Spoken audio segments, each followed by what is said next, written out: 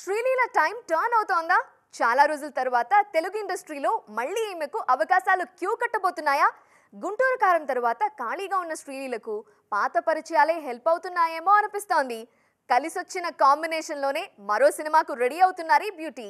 మరి ఏంటది? ఈ బ్యూటీ బిజీ అయ్యేది ఎప్పుడు? గుంటూరు కారం తర్వాత ఊహించని విధంగా శ్రీలీల కెరీర్ నెమ్మదించింది. అప్పటి వరకు చేతి నిండా సినిమాలున్న ఈ బ్యూటీకి సడన్ బ్రేకులు పడ్డాయి. పవన్ పొలిటికల్ గా బిజీ కారణంగా ఉస్తాద్ భగత్ సింగ్ షూటింగ్ లేట్ అవ్వడం, విజయ్ దేవరకొండ, గౌతమ్ తిన్ననూరి సినిమా నుంచి తప్పుకోవడంతో తమిళ ఇండస్ట్రీపై ఫోకస్ చేస్తున్నారు శ్రీలీల. పరిస్థితులు చూస్తుంటే ఉస్తాద్ ఇప్పట్లో మొదలవడం కష్టమే. అలాగే విజయ్ సినిమాలో మిస్టర్ బచ్చన్ ఫేమ్ భాగ్యశ్రీ బోర్సేను తీసుకున్నట్లు తెలుస్తోంది. ప్రస్తుతం తమిళంలో అజిత్తో ఓ సినిమాలో నటిస్తున్నారు శ్రీలీల. ఇలాంటి సమయంలో రవితేజ నుంచి ఈ బ్యూటీకి పిలుపొచ్చిందని తెలుస్తోంది. మాస్ రాజా 75వ సినిమాలో ధమాకా కాంబో రిపీట్ కాబోతోంది.